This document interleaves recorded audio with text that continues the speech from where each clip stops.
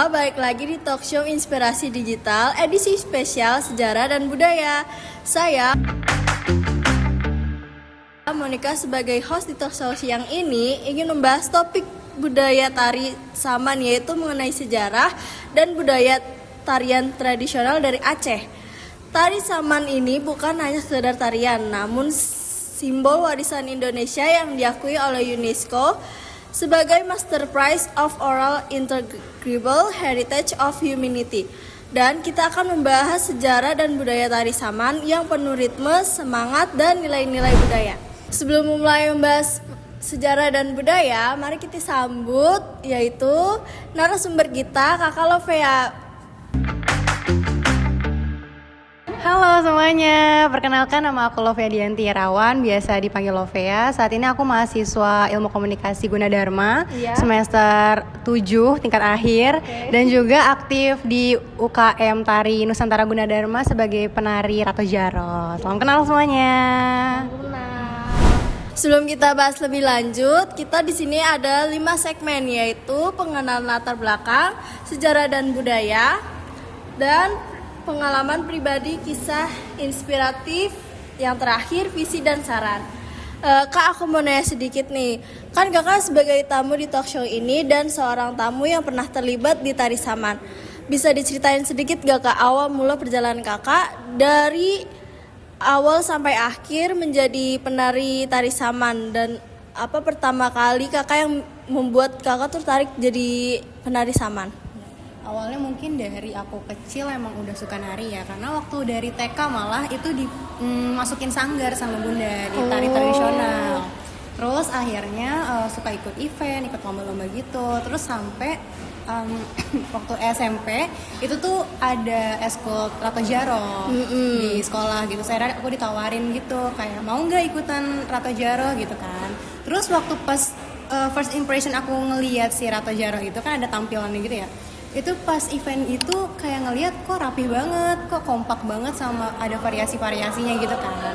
Terus kayak kok aku kayaknya tertarik nih untuk join gitu ya. Ya udah aku ikut ekskul Rato Jaro itu.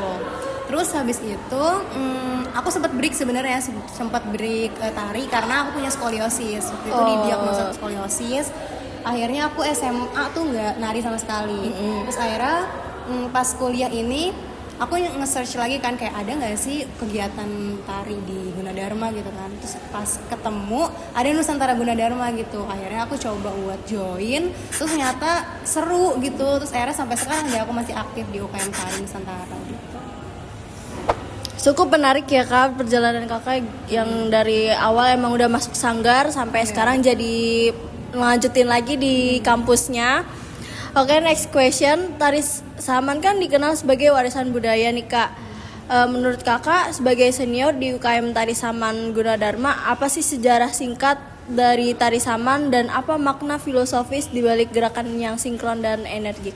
Kalau pengetahuan aku ya dari Tari Saman tuh emang awalnya kan dari Aceh ya.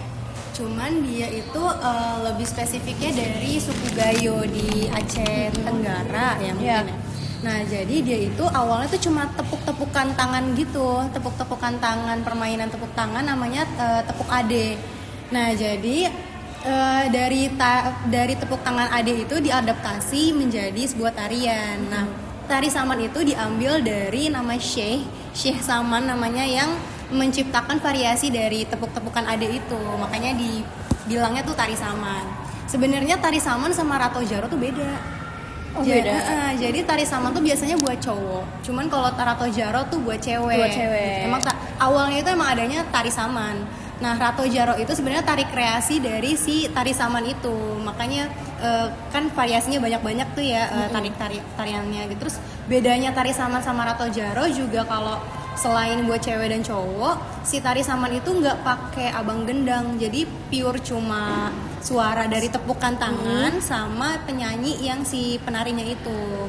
Terus kalau Rato Jaro kan biasanya kita pakai abang gendang ya, jadi ada yang gendangin gitu, ada yang nari ada yang nyanyiin gitu. Terus juga variasinya mungkin lebih banyak, terus lebih bervariasi sih kalau Rato Jaro itu gitu. Oke, next kita ke segmen teknik dan tantangan. Kak, di segmen ini kan tari Saman dikenal dengan kecepatan dan presisi gerakan yang tepat. Apa sih tantangan yang biasa dihadapi nih sama kakaknya sebagai penari, terutama untuk pemula, dan gimana sih cara ngatasin hal tersebut sebagai penari? Mungkin tantangannya tuh lebih ke kalau tari Rato Jaro kan emang dia harus sinkron, harus sama gitu kan. Terus variasinya tuh banyak gitu. Mungkin lebih ke itu sih koreo sinkronnya itu. Terus kalau untuk cara ngatasinnya sih sebenarnya perbanyak latihan sama pemanasan sih. Soalnya kalau misalkan emang kita jarang latihan juga pasti kan kebersamaan sama kekompakan tim juga nggak terbentuk kan. Jadi ya itu sih. Ya kan, jadi intinya harus kompak biar sama gitu kan. Iya betul. Oke, next. Sebagai senior yang punya pengalaman nih Kak, apakah ada teknik khusus atau rahasia dalam memilih ritme dan koordinasi tubuh agar terlihat seperti gerakan yang sempurna? Mungkin kalau rahasia nggak ada kali ya, karena kan emang itu rahasia umum, semua penari Rato Jaro pasti tahu. Mungkin lebih ke teknik khusus ya. Jadi biasanya kita tuh kalau latihan ada pemanasan sebelum kita latihan gitu. Jadi mungkin aku bagi jadi 4 kali ya. Jadi kalau tekniknya itu pertama tuh sebenarnya kita suka lari. Jadi lari itu tuh emang wajib, karena kalau kita perform gitu kan, tampil sambil nyanyi, sambil goyang, sambil tepuk-tepuk gitu kan capek banget kan, dan ngos-ngosan kan. Makanya kita biasanya tuh dilatihnya tuh dengan lari gitu, misalnya 10 kali putaran, 5 kali putaran gitu. Terus yang kedua itu kayak setengah duduk, jadi dari duduk ke agak berdiri, jadi kita tahan misalnya 10 detik atau semenit gitu, kita nahan. Itu biasanya fungsinya buat nahan si paha sama pinggul tuh biar nggak cepet capek gitu. Terus yang ketiga itu biasanya kita latihan genjot. Jadi kayak ngegenjot dari duduk ke berdiri, duduk ke berdiri, kayak gitu. Itu biasanya kita kayak 10 kali atau 20 kali gitu. Itu sebenarnya buat ngelatih biasanya setiap gerakan tuh biar kebiasa gitu, genjot gitu. Terus yang terakhir mungkin ke senyum bibir, senyum gigi gitu loh. Jadi pemanasan senyum gigi, karena kan biasanya kalau kita senyum gigi tuh suka gemeter ya kalau capek gitu ya. Kalau capek kan suka gemeter, biasanya kita dilatihnya tuh pakai sumpit, digigit biar biar nggak getar, biar kebiasa gitu mukanya. Udah sih 4 itu doang kalau buat teknik khususnya. Oke, sebelum lanjut, ini kan ada segmen pengalaman pribadi dan kisah inspiratif. Dari sekian banyak penampilan kakak yang pernah diikutin, apakah ada momen yang berkesan atau emosional yang melibatkan tari sama nih? Mungkin kayak tampil kakak di panggung ataupun kayak lomba gitu. Setiap perform sih pastinya berkesan ya. Cuman kalau untuk yang paling berkesan banget itu mungkin lomba Rajo Fest 2024 kemarin sih. Karena memang dari dulu UKM Tari Nusantara sampai kemarin 2024 tuh belum pernah menang kalau ikut lomba-lomba gitu. Makanya waktu menang kemarin 2024 itu benar-benar emosional banget, terus kayak ngerasa bangga akhirnya bisa ngebawa UKM Nusantara Gunadarma tuh yang Rato Jaro bisa menang gitu. Apalagi waktu kemarin juga langsung dapat 2 piala sekaligus. Iya, aku lihat tuh di Instagram ya. Dapat 2 kejuaraan sekaligus, jadi juara 1 sama best kostum. Jadi itu sih yang paling memorable sama emosional.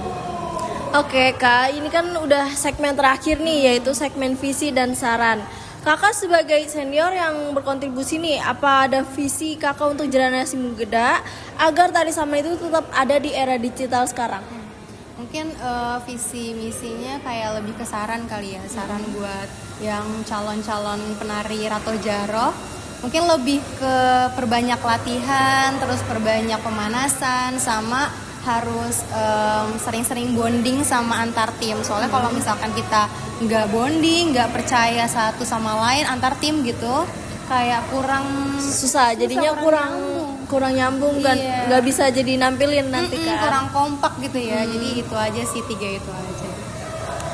Wah, di talk show siang ini sangat inspiratif banget ya. Mulai dari perjalanan kakaknya menjadi tari saman yang dari awal sampai sekarang.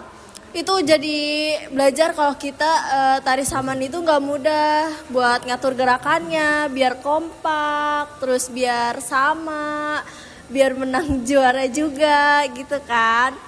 Ya Kak, buat Kakak Lovea atas sharingnya yang sangat insightful. Dan jangan lupa follow akun Instagram dan TikTok kakaknya apa Kak? Aku Lovea @Lovea Dianti. Nah, dan untuk kalian yang sudah menonton acara kita dari awal sampai akhir, terima kasih dan sampai jumpa di edisi berikutnya. Bye.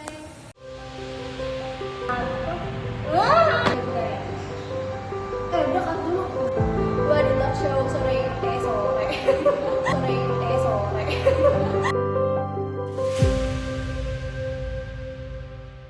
Harus pilih susu yang mana?